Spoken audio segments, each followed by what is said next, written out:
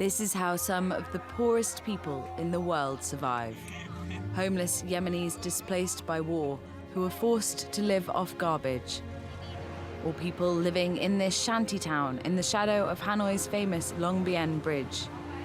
More than 1 billion people live in extreme poverty across the world. And Oxfam says inequality is getting worse. There are now more than 2,000 billionaires in the world, mostly men. Collectively, they saw their wealth increase by more than $760 billion over 12 months. That's enough to end extreme poverty 7 times over. The report says 82% of all money generated in 2017 went to just 1% of the population. In contrast, the poorer half of the world's people saw no increase at all. And it's reporting most of the poorest workers are women, and almost all the super rich are men. For women like Lan, who works in a Vietnamese garment factory, 1,000 kilometers away from the children she's fighting to feed, this is a reality, not a statistic. I don't have enough money to raise my 2 children. I have to save money for my kids. I have to feed them so they'll be well fed like their friends. I want it to be that way. Oxfam's calling on governments to prioritise ordinary workers over the rich and powerful. Developing countries lose $100 billion every year through tax dodging that is rooted through tax havens. That is money that should be paying for education of children, health, young people's jobs, but it's all stashed away in tax havens untaxed. So they must get behind stopping tax dodging. The head of Oxfam is especially critical of the US president.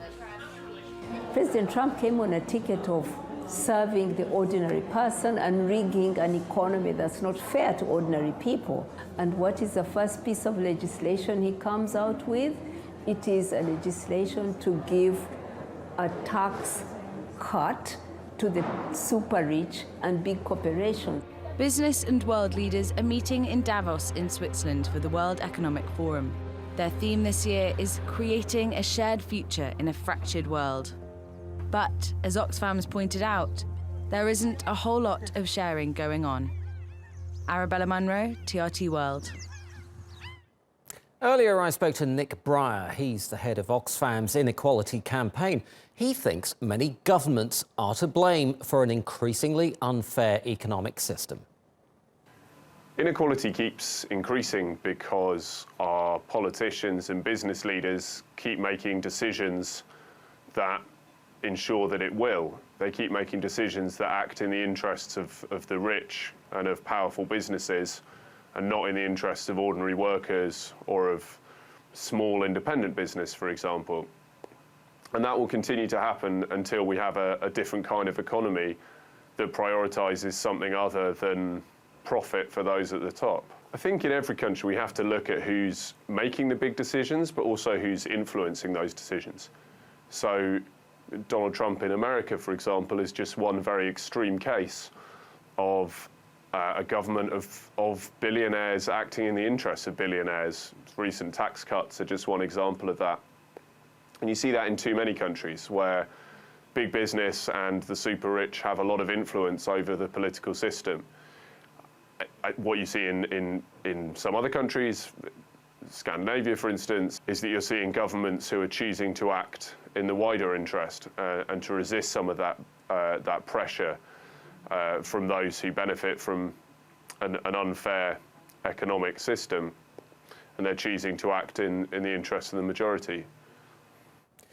For more on this, Patrick Minford joins us now. He's a professor of economics at Cardiff University. Patrick, great to have you on Money Talks, as always. When you look at the Oxfam report, in your opinion, what are its main flaws? Well, they don't focus on the mechanisms by which the world becomes richer, which is all about companies investing and free trade, bringing up the countries like China and India that have become immensely richer, and this has lifted millions and millions of people out of poverty.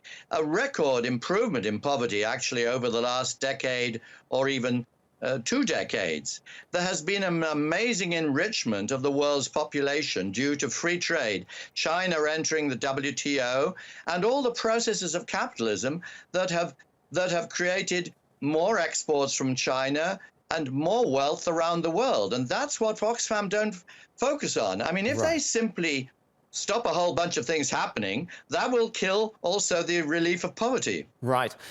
Professor, the thing is, though, that over the last decade, since the global financial crisis, company profits have improved. They've increased phenomenally, and that has resulted in the huge increase in stock prices that we've been seeing, especially over the last year. But the problem is that those profits have not translated, for the most part, to increases in wages for ordinary workers. And that has led to this widening inequality that we've seen. In other words, companies have not been investing those profits in the wages of their workers and leading to this problem. Is that not right? Well, you know, the economy, the world economy, is a complicated place, and things don't always happen immediately. The improvement in poverty I've talked about has taken place over 20 or 30 years as a result of, you know, this terrific expansion of world trade and the lifting of China and India out of poverty, essentially, through enormous growth. And that, of course, you know, it's a complicated process. You can't. The difficulty with Oxfam is it could focus on ways to improve the distribution of income that don't destroy the incentives for investment and innovation and new entrepreneurship. That's what they should focus on. But they don't seem to focus on that. They just say, oh, gosh, you know, what we need to do is to destroy the capitalist system. That's not the right way forward. The right way forward is to keep those low taxes, but to have more competition with big business. If more businesses enter the market, that'll reduce the profits and create more investment and opportunities. That's what they should focus on. Right. Patrick, in the past on Money Talks, we've spoken about Brexit. You've argued for the potential benefits of Brexit for the UK economy. And many people in the same camp as yourself have blamed globalisation, multilateral trade deals and open borders for exacerbating inequality. But would a reversal, and you've just spoken in favour of trade, but would a reversal of those trends reduce inequality? No, it would simply impoverish people. I mean, the thing about Brexit is it's pro-free trade, because what we're arguing is that we should have more free trade than the EU currently permits, particularly with developing countries. The EU is protectionist against developing countries and stops many of the improvements that I and Oxfam would like to see. It also raises prices for poor people in Britain by stopping the flow of goods from countries that produce those food and manufactures more cheaply.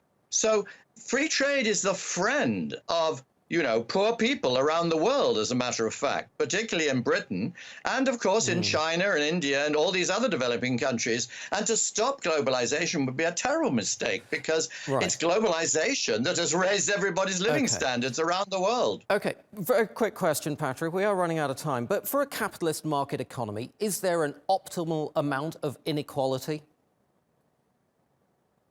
Well, you know, if you look at the UK, which is the country I'm most familiar with, we do a lot of redistribution of income to poor people.